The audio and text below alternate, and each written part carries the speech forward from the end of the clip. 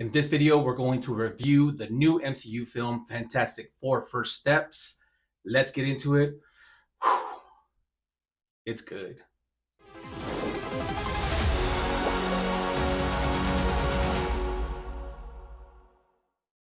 Hello, YouTube.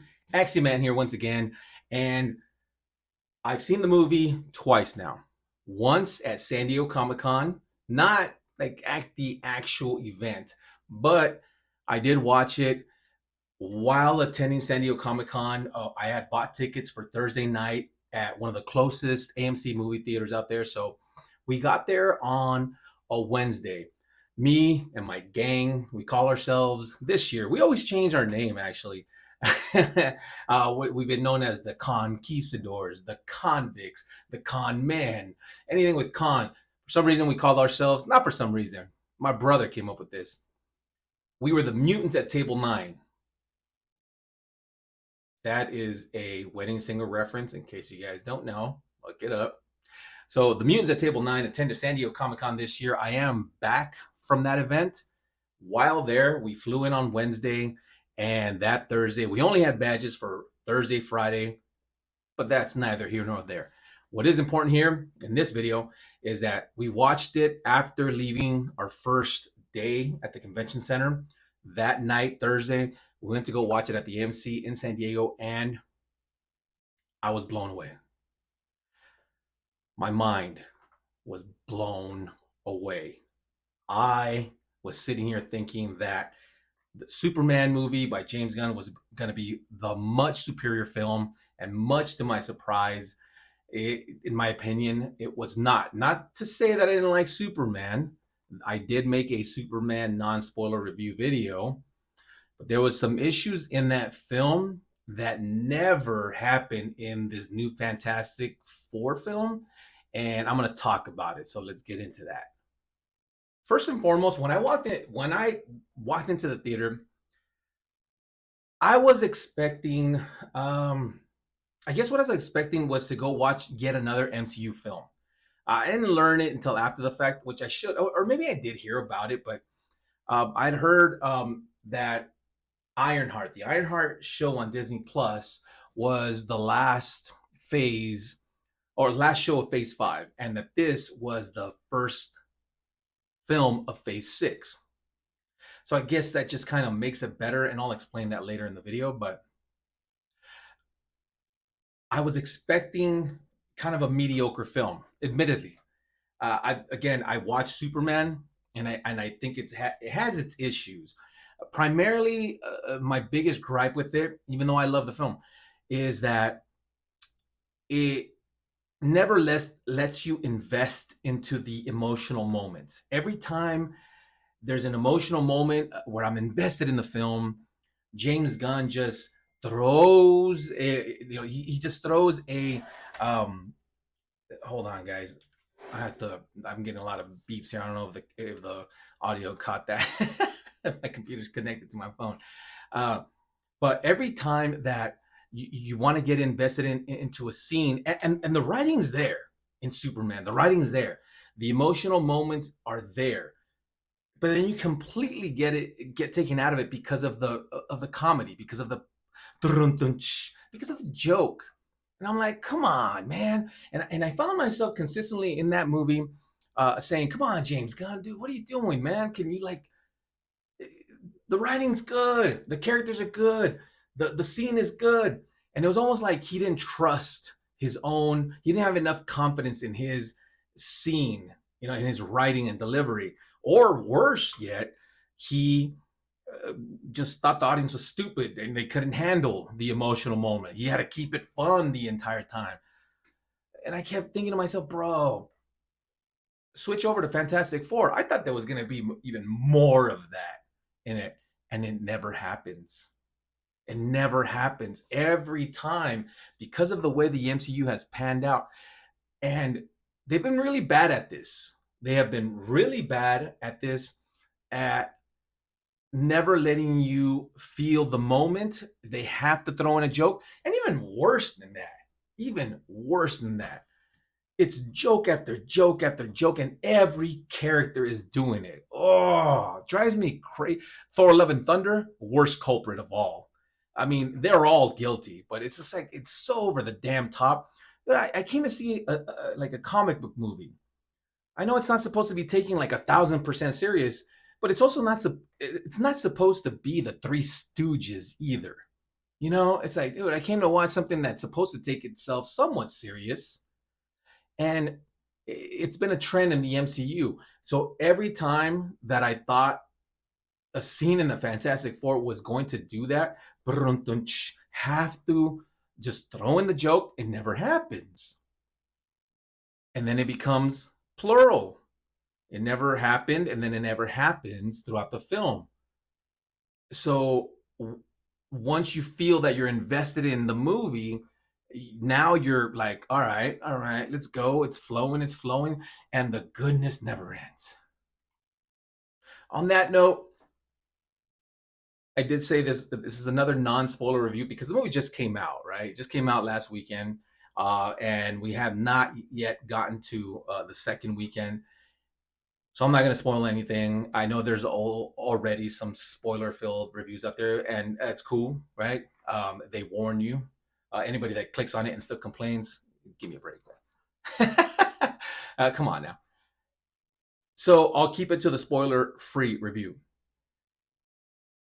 There's a reason why this film works. Marvel's first family is present. For those not in the know, they are known, the Fantastic Four are known as Marvel's first family. That's who they are.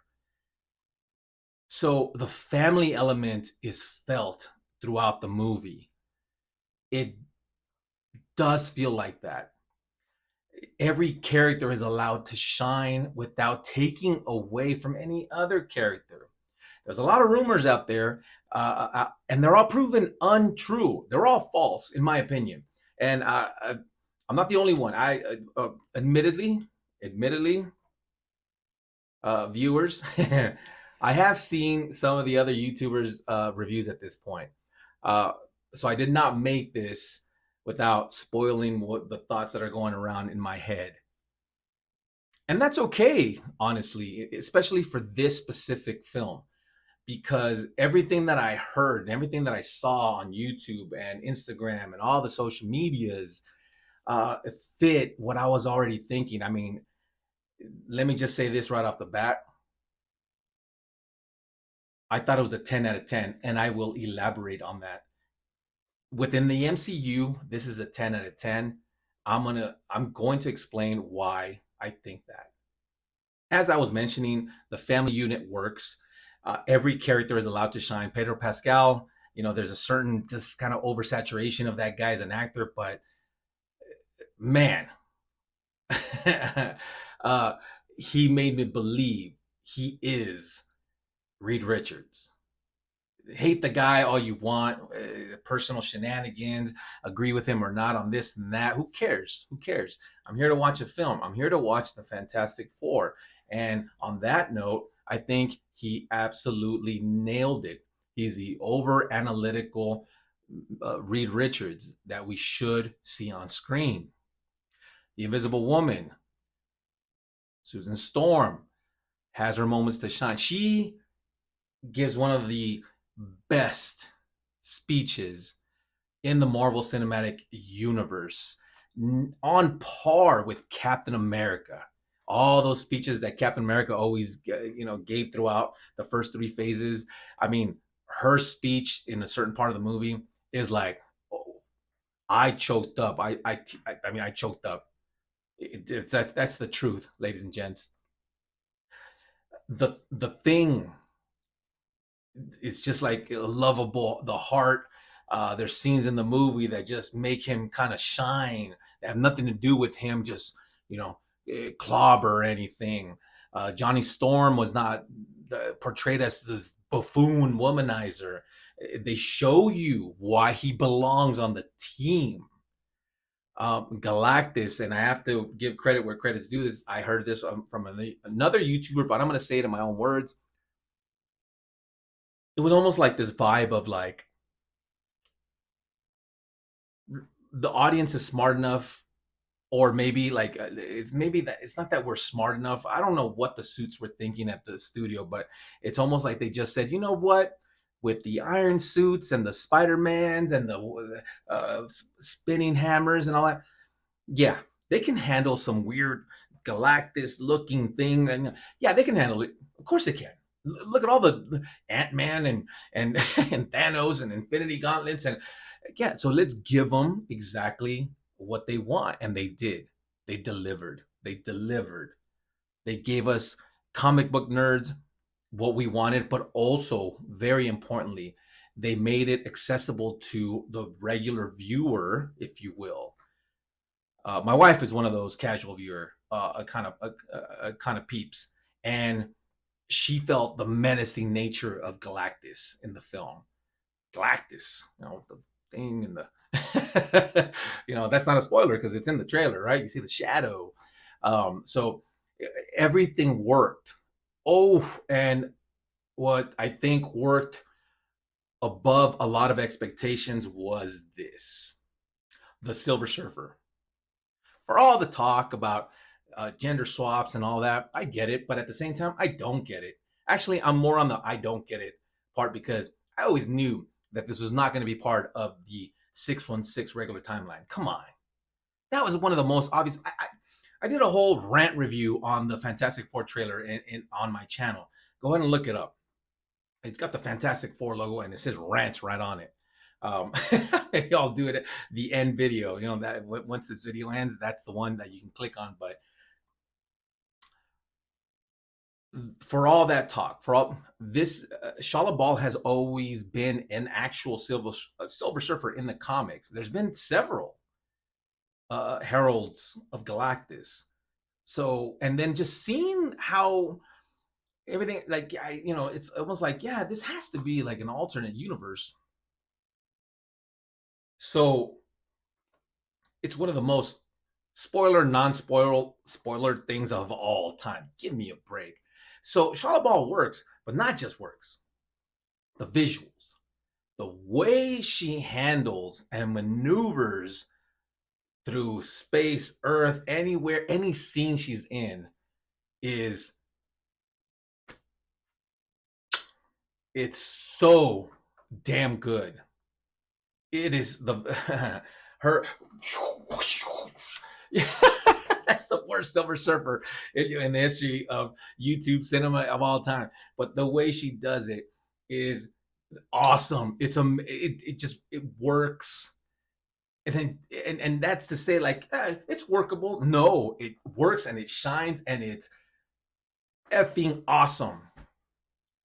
Just watching her through. Whew, I wish I can spoil that for you guys, but I hope my enthusiasm here. Yeah, I dare you. I dare you to go watch it and complain about Silver Surfer in this film. Go ahead. Let me know in the comment section. I dare you. It's so freaking cool. I was like, along with everything else in the film. Yeah. And then there's the musical score. The musical score, ladies and gents, Axiom comic viewers. If you've ever seen the movie Interstellar, and I have to use that as an example because it's what it gave me these vibes. The movie Interstellar by Christopher Nolan. If you've ever seen how a documentary of how it's made, the music, the musical score behind it, there was elements of it that subconsciously and subliminally made you like actually stressed out in some points, made you like kind of like have panic attack, well, at least that was the intent. Then there's other parts that make you kind of relax. This was all very done on purpose. The Fantastic Four has these elements. It's the same musical score that we've heard in the trailers. This is why this is also not a spoiler. Fantastic Four. I have a horrible voice. I think I sound great in karaoke. I do not on YouTube, but there we go. The musical score. they use so many elements of the same score. That Fantastic Four theme, it's done in grandiose orchestra. Then all of a sudden it's just like a one note thing, or a couple, or like two instruments while they're going through a montage. Or and then all of a sudden it just picks up. But it's the same score throughout the film. Very unique, and now, in my opinion, iconic to this team. As iconic, dare I say, as the Avengers. Yeah, that Avengers or theme song that we all know. Dun, dun, dun, dun. Yeah, the Fantastic Four has that now. They have it. And more importantly than just that, they have it the same way, whereas that there's a lot of layers to that same little tone. Dun, dun, dun, dun, like that, right? I'm there. I suck at this. Hey, who am I? John Williams? I'm not. But I'm just trying to illustrate the fact that they do it so well. And even in the certain scenes, just like in Interstellar, there's parts where they almost I was in the theater, I kid you guys not, mouthing it. And I caught myself on the second viewing doing that. I'm like, whoa. And even saying it out loud, like,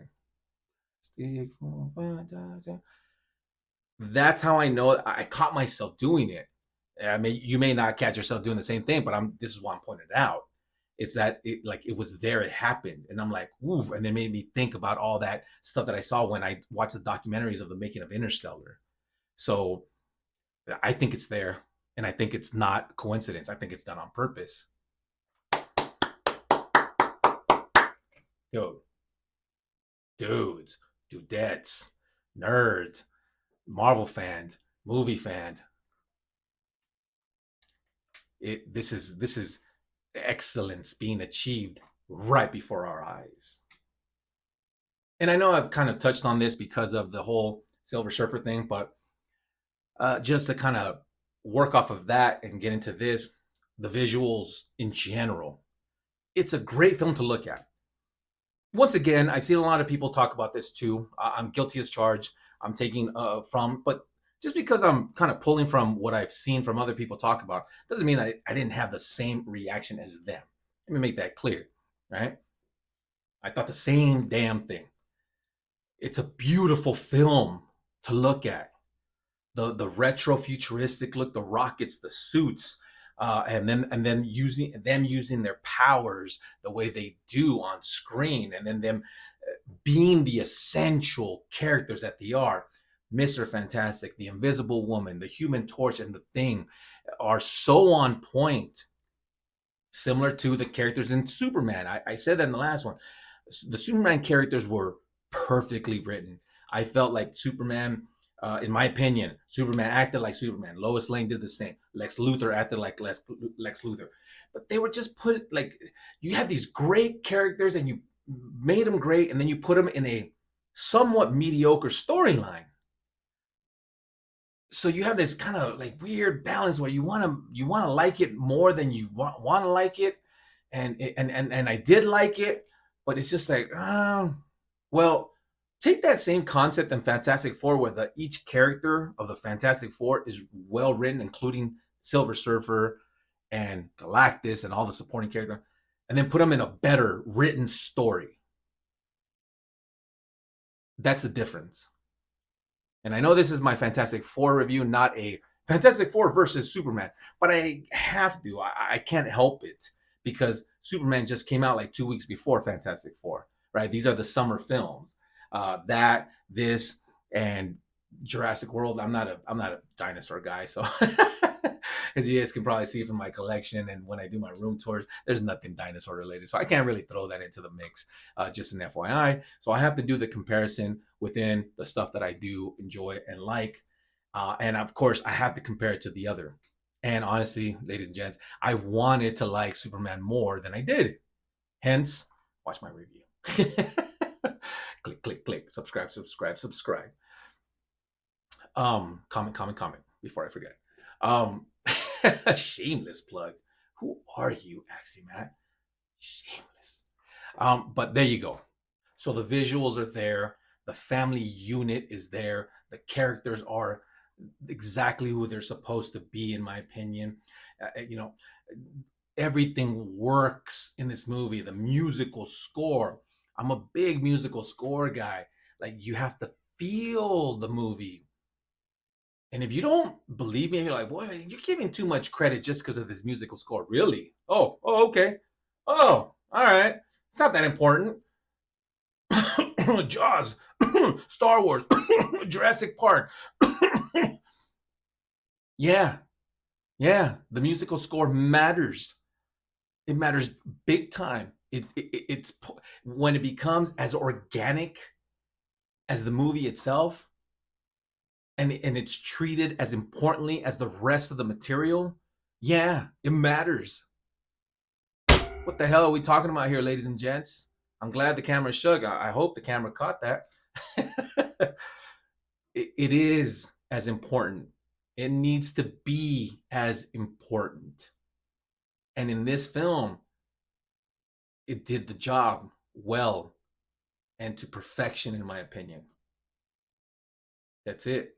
So, because this film totally, all these bricks, all this MCU baggage, uh, this MCU baggage that I have to carry with the shows and the Disney Plus and the fact that they just went and just released it and said, we're going to tell a film just by itself. It's a standalone. And let's just go ahead and tell this story. It does not have to be tied, although we all know it does. See, that's the genius of this movie, also. Let me point that out here while I have the time. That's another genius part of the genius of this film is that they recognized that it did not need to be part of this yet. Sorry if that's a spoiler to some people. Sorry, not sorry. Hashtag. But there it is. This movie can stand alone without any of the heavy baggage, without that big old brick backpack, and that just makes it all the better. That's what gives it, like, it's a cake and it's all frosted and it's perfect. And what is this? What is this cake missing? That damn cherry on top. And that, I think, is what did it. That's the cherry on top, in my opinion. And Axiom Ant's opinion is that it it wasn't bogged down by all that. You can just watch it and just be kind of like you watch Iron Man, and it's just a. So on that note, let me go back to my 10 out of 10. So why 10 out of 10, Axie Matt? Why are you just blowing this movie? Like, why'd you all of a sudden become this MCU fanboy? Well, first of all, get the hell out of here. No, I'm just joking. Why? Because of everything I said. But let me. So I've already explained it. But here's what I was getting at with this. Where do I rank it? If I'm gonna say that this is a 10 out of 10, so where am I ranking this? Hopefully, and I'm not just saying for the sake of this, but hopefully there's some out there that can agree with me. Honestly, it doesn't really matter if you do or not. But here we go. Iron Man has always been my favorite MCU film. Because of the importance, because they launched the whole thing. I get it. There might be some films that you might think are better in character development and in writing and in camera shots and all that jazz. But Iron Man's always going to be my. I watched that in theaters 8 times. I told everyone this was a game changer. I kid you guys not. Ask any of my close friends and family. Not that, in YouTube, that, like, that's not how this works. But still, theoretically, right? Uh, Hypothetically, um, if you were to ask any of my close friends and family, including the wife, you would know that I was screaming to the heavens about how important Iron Man was to the, not just on how good it was, but of how important it was to comic book movies. Okay? That's why I hold it in such high regard. I think I love Guardians of the Galaxy 1 better than I do Iron Man, but that's not the point. As far as rankings, the way me personally, the way I rank it, it's Iron Man, Winter Soldier, and Guardians 1. Now I'm not counting the group movies like Civil War, Avengers. See, those are team up movies, so it's hard to compare them to like the single movies. And I know Guardians is a group movie, but it's still just the one, right? Guardians 1, Guardians 2. I hope you guys kind of understand what I'm getting at there, where it's like, yeah, I get it. There's team up movies, and I know the Guardians are a team up movie, but there's a difference between Guardians by itself and Guardians as they pertain to Infinity War, where they're teaming up with all the rest of the heroes. Does that make sense? I hope it does. So with that, where does Fantastic Four stand? To me, I just gave you guys my top three: Iron Man, Captain America, Winter Soldier, Guardians 1. Now I say Fantastic Four is tied for first place with Iron Man. With Axiomatic Comics, Fantastic Four is tied for number one in the all of the MCU shows, movies, everything. It's tied with number one. Yeah. Go ahead. Disagree with me. Let me know in the comment section. I'm not just saying that just for the sake of it. Let me know why it doesn't. I just told you all the reasons why I think it does without spoiling anything. Obviously, I can get deeper into it. But now it's like tied for first. Iron Man, Fantastic Four, Winter Soldier still number two, Guardians is still number three. But I think that this film is that important, and there's implications in the film to future X-Men films. I can't get into it, but there's real implications to the future of the X-Men franchise here that I just know are there. And that's another reason, because look, you can see the X-Men stuff. Um so yeah, that 10 out of 10, and it's tied for number one with Iron Man as that level of importance of a film as it pertains to comic book movies and the MCU itself. But tell me what you think, in the comments. I know I've already ranted a bunch of times about, comment section this, comment section that. Like, oh, this guy with this comment section. Have you seen the film? Have you not seen the film? Maybe this video will help you go see the film. Maybe other YouTubers will have enticed you or made you think, maybe I need to go watch this film. Well, I'm here to tell you that you should. You need to go have that cinematic experience. I thought that was going to be Superman, but in my honest opinion, it just isn't. I think Fantastic Four is this summer, 2025. So, as always, ladies and gents, collect what you love what you collect. Huh? Huh? Flame on. I'll see you guys in the next one.